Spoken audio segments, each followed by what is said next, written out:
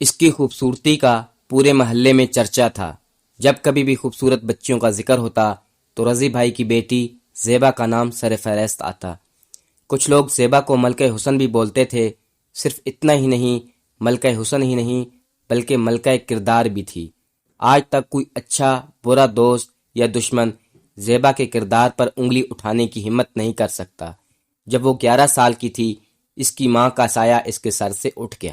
رضی بھائی سائیکل سے کریانے کا مال دکانداروں کو سپلائی کرتے تھے، مگر جب سے بیوی نے دنیا کو لبیک کہا، سپلائی کا کام چھوڑ کر چھوٹی سی بیٹھک میں کریانے کی دکان کھول لی۔ جب ان کی بیوی زندہ تھی تو انہیں کوئی فکر نہیں تھی کہ گھر کس وقت آنا ہے، مگر اب جوان بیٹی ساتھ ہے۔ آج کے دور میں جس کے گھر بیٹی ہو اور وہ بھی بغیر ماں کہ تو باپ کو بہت سوچ سمجھ کر قدم رکھنا پڑتا ہے۔ رفتہ رفتہ بیٹی 18 سال پار کر چکی تھی۔ زیبا نے ایک ماں کا کردار ادا کیا، جیسے ایک ماں گھر کا خیال رکھتی ہے۔ رضی بھائی کو اپنی بیٹی پر فخر تھا۔ انہیں اپنی بیٹی کو دیکھ کر خود پر بہت رشک ہوتا۔ رضی بھائی کی یہی تمنا تھی کہ کوئی رشتہ مل جائے تاکہ اپنی بیٹی کے ہاتھ پیلے کر سکیں۔ رضی بھائی کے مالی حالات ٹھیک نہیں تھے۔ ویسے دال روٹی میں کوئی گھاٹا نہ تھا، مگر بیٹی کی شادی میں کچھ نہ کچھ خرچہ ضرور ہوتا ہے۔ یوں تو رضی بھائی نے پہلے کچھ پیسے جوڑ کر رکھے تھے، مگر بیوی کی بیماری میں سب کچھ ختم ہو گیا۔ تھوڑا بہت قرضہ بھی ہو گیا جو انہوں نے رفتہ رفتہ چکا دیا، مگر افسوس اس بات کا تھا کہ اتنا پیسہ خرچ ہونے کے باوجود بھی ان کی بیوی کی جان نہ بچ سکی۔ ایک دن ان کے پڑوس میں ارشد بھائی ان کے پاس آئے، سلام دعا ہوئی، پھر انہوں نے پوچھا کہ بیٹی کے ہاتھ کب پیلے کر رہے ہو؟ رضی بھائی نے ایک لمبی سانس لی، جس میں کرب، بے چینی بالکل صاف محسوس ہو رہی تھی۔ پھر ارشد بھائی کی طرف دیکھا اور بولے، کون باپ ایسا ہے جو اپنی بیٹی کو رخصت کرنا نہیں چاہتا؟ مگر بھائی دینے کے لیے کچھ ہو تو صحیح۔ یہاں تو جو کچھ بھی تھا بیوی کے علاج پر ختم ہو گیا۔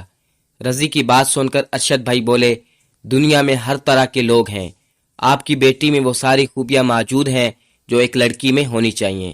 ایک لڑکا ہے میری نظر میں، بہت نیک ہے، نماز روزے کا پابند ہے، مگر پیسے والے نہیں، کرائے کا آٹو چلاتا ہے، والدین کا انتقال ہو چکا ہے، اکیلا رہتا ہے، ایک چھوٹا سا مکان ہے، مگر اتنا کما لیتا ہے کہ آپ کی بیٹی کو وہ سب کچھ ملے گا جو ایک بیوی کا حق ہوتا ہے، اور وہ کچھ نہیں مانگتے۔ اس کی سوچ اسلامی سوچ ہے۔ جہیز لین دین 1% بھی اچھا نہیں مانتا۔ اگر تم کہو تو میں اس سے بات کروں، میری پوری گارنٹی ہے کہ اس کے اچھے کردار کی۔ رضی نے کچھ دیر نہ لگائی اور ہاں کہہ دیا۔ دیکھتے ہی دیکھتے بیٹی کی رخصتی بھی ہو گئی۔ وقت گزرتا گیا، رفتہ رفتہ 5 سال گزر گئے۔ زیبا کو 5 سالوں کا پتہ بھی نہ چلا کہ کیسے گزر گئے۔ اس کے شوہر نے اسے پلکوں پر بٹھا کر رکھا۔ زیبا نے بھی بیوی کا فرض ادا کرنے میں کوئی کسر نہ چھوڑی۔ اب وہ 2 بچوں کی ماں بن چکی تھی، ایک بیٹا 3 سال کا اور بیٹی 1 سال کی، مگر آج بھی وہ اتنی خوبصورت لگتی تھی، کوئی اتنا سوچ بھی نہیں سکتا تھا کہ وہ 2 بچوں کی ماں ہے۔ اتفاق بات یہ کہ دونوں بچوں کی پیدائش کی تاریخ ایک ہی تھی۔ زیبا نے سوچا کہ بچوں کی پیدائش کے دن وہ کچھ غریب بچوں کو کھانا کھلائے گی۔ اس نے اپنے شوہر کے سامنے اپنی خواہش رکھی تو شوہر نے ہاں کرنے میں لمحہ نہیں لگایا، بلکہ اس سے اچھا لگا کہ اس کی بیوی غریبوں کے لیے اتنی ہمدرد ہے۔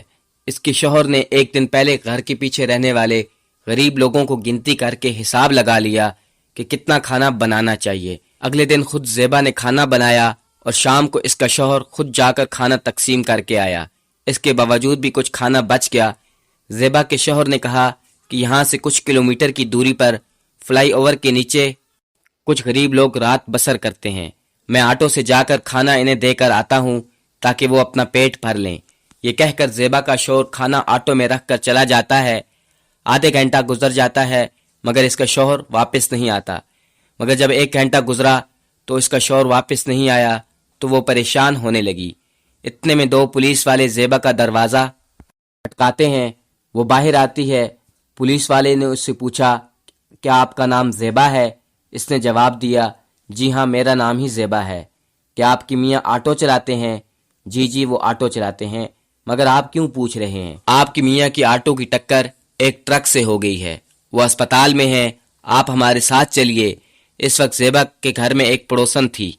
زیبا نے اپنے بچے اس پڑوسن کے حوالے کر کے اسپتال پہنچ گئی۔ اپنے شوہر کو زخمی حالت میں دیکھ کر اس کے ہوش اڑ گئے۔ اس نے اپنے میاں سے پوچھا یہ کیسے ہوا؟ اس نے جواب دیا جو ہونا تھا وہ ہو گیا، بس میری ایک بات یاد رکھنا کہ بچوں کو بہت زیادہ خیال رکھنا، انہیں کسی چیز کی کمی محسوس نہ ہونے دینا۔ اس سے پہلے کہ زیبا مزید کچھ کہہ پاتی، اس کا شوہر زخموں کی تاب نہ لاتے ہوئے فوت ہو گیا۔ زیبا نے فون کر کے اپنے والد کو اپنے شوہر کی موت کا بتایا تو ان کو اپنی داماد کی موت کا سن کر بہت صدمہ لگا۔ بیٹی سے کہا بیٹی میں تمہیں لینے آ رہا ہوں۔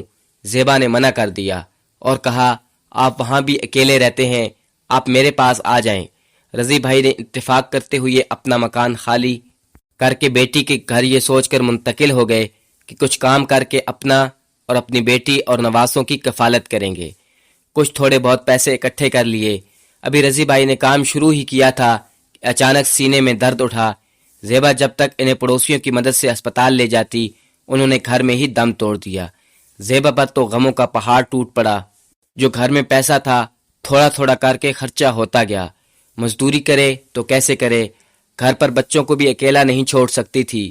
زیبا کی ایک ملنے والی نے اسے مشورہ دیا کہ آدھا کلومیٹر دور ایک بہت بڑی عمارت بن رہی ہے، وہیں میں بھی کام کرتی ہوں۔ ٹھیکیدار بہت نیک انسان ہے، اپنے بچوں کو بھی ساتھ لے کے جایا کرو، وہاں کوئی خطرہ نہیں۔ میں بھی اپنی بیٹی کو ساتھ لے جاتی ہوں۔ اگر تم تیار ہو تو کل میں بات کروں گی، پرسوں سے تم کام پر آ جانا۔ زیبا تیار ہو گئی۔ تیار ہونا ہی تھا کیونکہ بچوں کو جو پالنا تھا اور مکان بھی کرائے کا تھا۔ کچھ دن تو زیبا ٹھیک ٹھاک کام کرتی رہی، مگر ایک دن چکرا کر گر پڑی۔ اس کی دوست نے اسے سنبھالا۔ اس نے محسوس کیا کہ زیبا کا جسم بخار سے تپ رہا ہے۔ وہ ٹھیکیدار سے بات کر کے اسے گھر لے آتی ہے۔ اسی طرح اسے 8-10 دن گھر پر ہی گزر جاتے ہیں۔ بڑی مشکل سے وہ کام پر جاتی ہے۔ اتفاق سے اس دن ٹھیکیدار کا مالک آ جاتا ہے۔ اس کی نظر زیبا پر پڑتی ہے تو وہ ٹھیکیدار سے زیبا کے بارے میں معلوم کرتا ہے۔ جب اسے معلوم ہوتا ہے کہ یہ ایک بیوہ ہے اور 2 بچوں کی ماں بھی ہے اور آج 10 دن کے بعد بیماری کے بعد یہ کام پر آئی ہے، تو مالک نے افسوس جتایا اور ٹھیکیدار سے کہا کہ اگر یہ کھانا بنانا جانتی ہے تو میرے گھر پر آ جایا کرے۔ ہم صرف 3 لوگ ہیں، ہمیں اسے تنخواہ کے ساتھ ساتھ کھانا بھی کھلا دیا کریں گے۔ ٹھیکیدار بولا اس بیچاری کو تو بچوں کے ساتھ رکھنا پڑتا ہے، اس کے گھر میں کوئی اور نہیں۔ کوئی بات نہیں، ایک چھوٹا سا کمرہ خالی پڑا ہے، بچوں کو وہیں رکھ لے گی، شام کو بچوں کو ساتھ واپس لے جایا کرے۔ صاحب یہ تو بہت اچھا کام ہوگا، کسی غریب کی مدد کرنے کا اس سے بہتر اور کوئی طریقہ ہو ہی نہیں سکتا۔ ٹھیکیدار نے زیبا سے بات کی تو زیبا مان گئی۔ اس نے سوچا بچوں کی پرورش کو اچھی طرح سے کر سکے گی۔ اب اس کے دن سکون سے گزرنے لگے۔ ایک دن وہ باورچی خانے میں کام کر رہی تھی، تبھی مالکن آ کر کہتی ہے کہ میں کسی کام سے باہر جا رہی ہوں، صاحب کو بولنا میں شام تک آ جاؤں گی اور دوپہر کے کھانے میں میرا انتظار نہ کریں۔ دوپہر کے وقت مالک گھر میں داخل ہوا تو زیبا نے ان سے کہا کہ مالکن شام تک آ جائے گی۔ کھانا کھا کر جب وہ گھر سے باہر جانے والا ہوتا ہے تبھی اس کی بیوی اسے فون کرتی ہے کہ میری امی کی طبیعت اچانک خراب ہو گئی ہے، میں ان کے پاس جا رہی ہوں، کچھ دن بھی لگ سکتے ہیں۔ دوپہر کو زیبا اپنے کمروں میں بچوں کو کھانا کھلا کر سلا رہی تھی، کوئی پیچھے سے اس کے کندھے پر ہاتھ رکھتا ہے۔ زیبا جیسے ہی مڑ کر دیکھا تو اس کا مالک پیچھے کھڑا تھا۔ اس نے کہا تم بہت خوبصورت ہو، اگر تھوڑا حسن ہمیں بھی مل جائے تو کیا فرق پڑ جائے گا۔ یہ کہتے ہی اس نے زیبا کو باہوں میں لینے کی کوشش کی۔ زیبا نے ایک تماچا اس کے گال پر رسید کر دیا۔ صاحب ہم غریب ضرور ہیں پر عزت دار ہیں۔ اتنا کہتے ہی اس نے دونوں بچوں کو اٹھایا اور چلنے لگی۔ مالک نے گال سلاتے ہوئے کہا تجھے اس تھپڑ کی قیمت چکانا ہوگی، تجھے ایک دن میرے پاس آنا پڑے گا۔ 2 دن گزر گئے، گھر میں جو کچھ بھی تھا ختم ہو گیا۔ اتنے پیسے بھی نہ تھے جو بچوں کے لیے تھوڑی روٹی کا انتظام کر سکے، اور اس میں تھوڑا سا دودھ اور روٹی لے آتی۔ کسی طرح رات گزر گئی، لاکھ کوشش کے باوجود کچھ انتظام نہ ہو سکا۔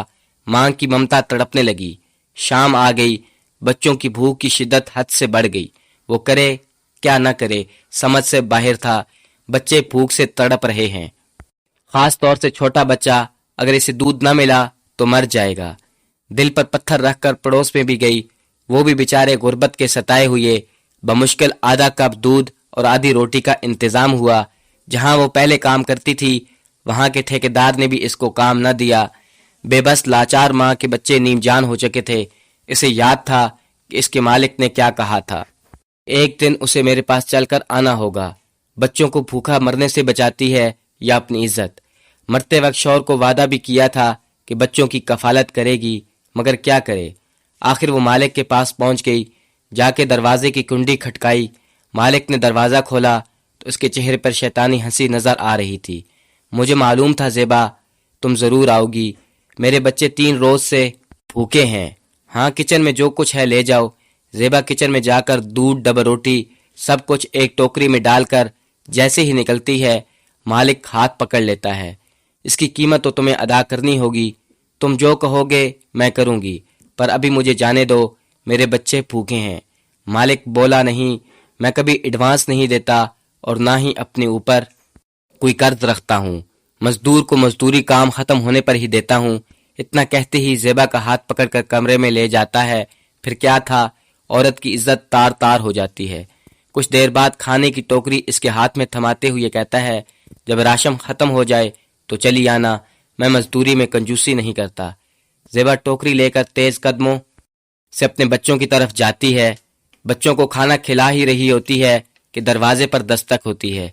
इसने जैसे ही दरवाज़ा खोला, सामने 2 पुलिस वाले नजर आते हैं। इनके पीछे इसका मालिक भी खड़ा होता है। इंस्पेक्टर साहब, इसी औरत ने मेरे घर में चोरी की है। ज़ेबा ने कहा, मैंने चोरी नहीं की। मालिक ने टोकरी की तरफ इशारा किया। पुलिस वालों ने टोकरी में आकर देखा तो इसमें कुछ पैसे भी पड़े होते हैं। मालिक बोला, यही मेरे पैसे हैं। मैंने इसको परेशानी के आलम में देखा और इसे कहा कि जितना खाना चाहिए ले जाओ, मगर ये नमक हराम पैसे चुरा लाई। पुलिस वाले ज़ेबा को पकड़कर थाने में ले गए। अपनी मनमानी के लिए इसे छोड़ दिया। वो बेचारी भागती भागती अपने घर पर आई। बच्चे रो रो कर थक कर सो चुके थे। आज ज़ेबा बहुत बेबस थी। इसे इस मुआशरे से नफरत हो चुकी थी। वो खुदकशी भी नहीं कर सकती थी क्योंकि इसके 2 छोटे छोटे बच्चे थे।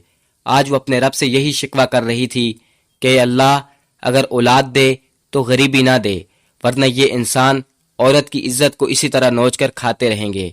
अल्लाह ताला से दुआ है कि अल्लाह पाक हर मजलूम की मदद फरमाए, और हमें चाहिए अपने मुआशरे के इर्द गिर्द ऐसे सफ़ेद पोश लोगों की मदद ज़रूर करें, क्योंकि कल रोज़े महशर हमसे भी इनके हकूक़ के बारे में पूछा जाएगा।